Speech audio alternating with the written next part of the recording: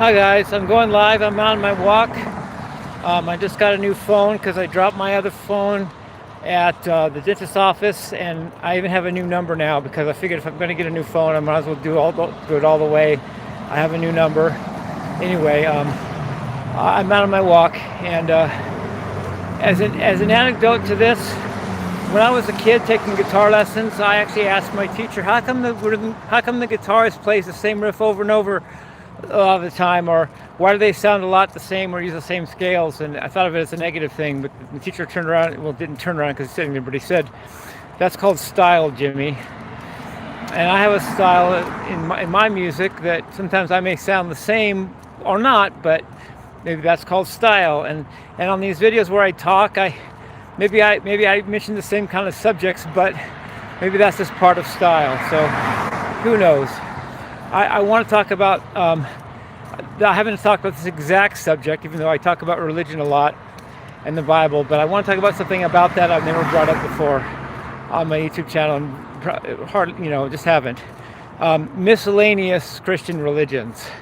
I have studied other various forms of Christianity. I've also studied other religions in Christianity, but I was actually baptized Seventh-day Adventist in 1998, and I was baptized Jehovah's Witness in 2009. And then before both those, I was baptized once as a Christian, and after both those, I was baptized once as a Christian. So I've been baptized 4 times. I want to talk about miscellaneous Christianity, like the Seventh-day Adventists and the Jehovah's Witnesses. I've never addressed this on my channel, even though it's a similar topic of the Bible. I've never mentioned those two exact things, both of which I've been baptized as. Never been baptized as a Mormon, though. I didn't do that one.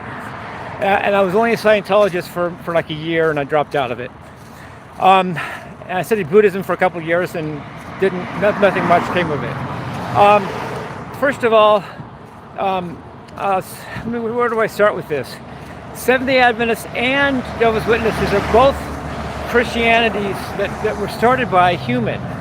Basically, it's the Seventh-day Adventists were started by Ellen G. White. Her actual full name was Ellen Gould Harmon White. The name of her husband was James White, same initials as me, by the way, JW, which is also the initials of Jehovah's Witness, LOL. But she was Ellen. Ellen Gould. I just said it before.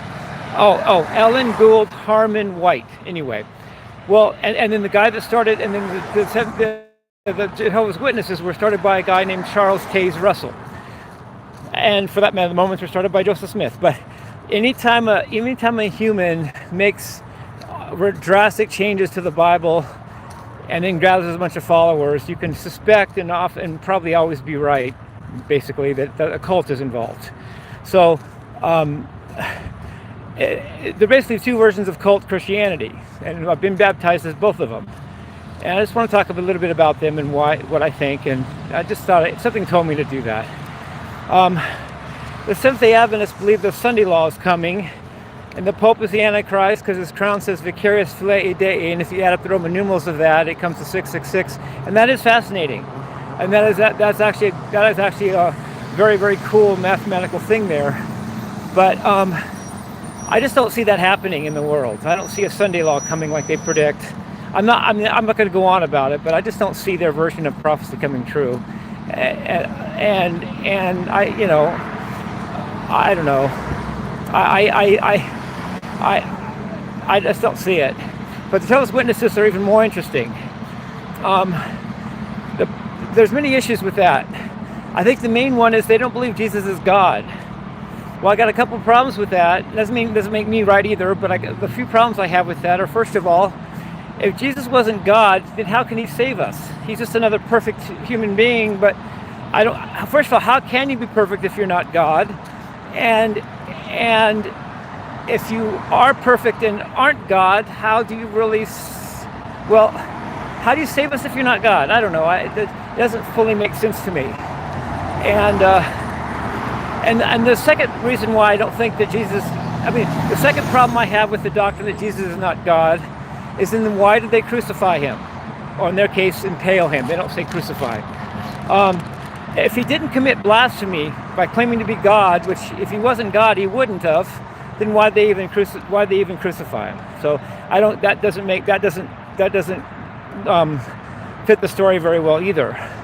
And a few other things about them that just aren't quite right. I'm not going to go on and on and on, but this is a few thoughts.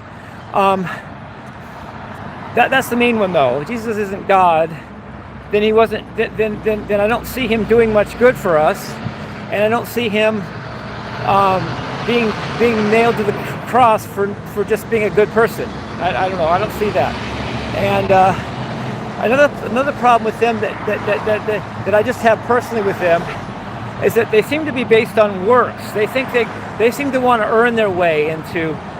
Well, to go along with that, first of all, they have a system of elders that are supposedly in charge for our judgment and therefore our salvation, much like Jesus or a priest or maybe even God. And I don't buy that arrangement. Why? Who are these elders? And then they say if the elders disfellowship you, you're not allowed to even speak to a person if you're not disfellowshipped, if you're in there, and this person is bound to be lost. And I don't really buy that, because these elders are just human beings sitting there at a table judging you based on whatever they want to think. And I don't buy that. And there's just a few other things about them that are very weird, but just being weird and just being weird wouldn't be the whole thing though. It's when they're really seriously, I don't dig it, And then I have another problem with them.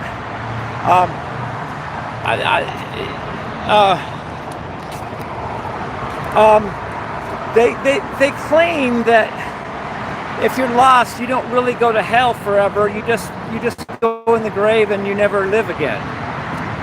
And I'm not saying that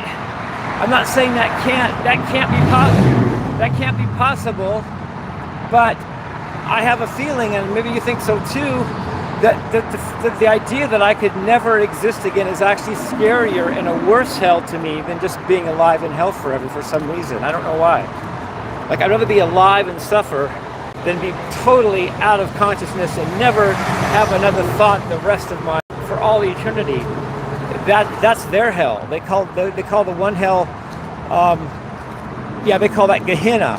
It's the hell that you can't get up from. You just never exist again. There's Sheol to them, but that's resurrectable. You can come back up from that. That's just the common grave of mankind.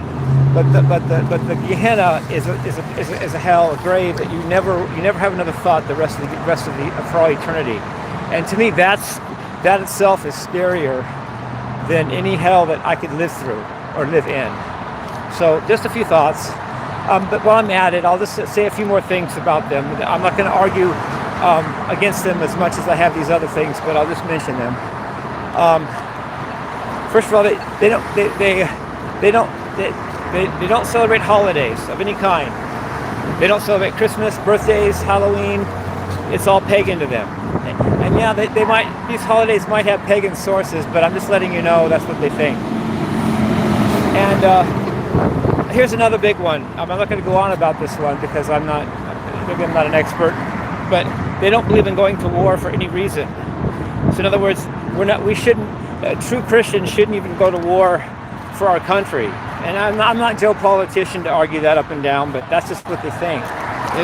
That a true Christian should never agree to going to war. What happened there? I think I flipped it. Flip it back. Yeah, they don't believe any true Christian should go to war. And that's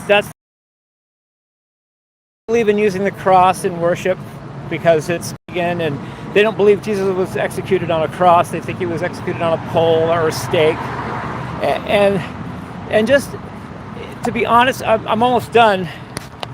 But to be honest, one of the things that actually made me an atheist, one of the things that helped me become an atheist for a long time, for a while, is the conflict between Jehovah's Witness and all these other fake Christianities, and what I learned and what the Bible actually seems to say.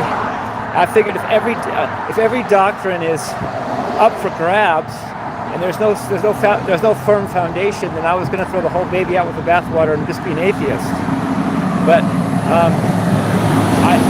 I realized that, but I did keep an open mind enough to consider that itself could be wrong, and ultimately I didn't want to charge God with being a goofball just because there's people that nutcases that misrepresent him. That's not God's fault, and it wouldn't be God's fault. So I kept an open mind, and sure enough, one thing led to another, and I ended up going to the church I go to now, and I've gone for like the last 5 months or so.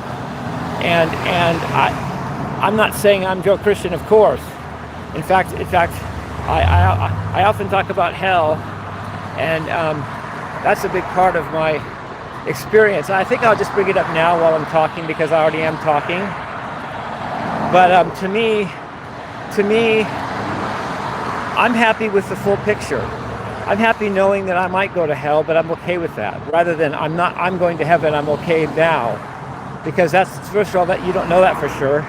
And second of all, that could be changeable or temporary. You could fall into sin tomorrow and not go to heaven. So, to me, the only way for me at least to be happy is to realize hell's on the table, but so is heaven.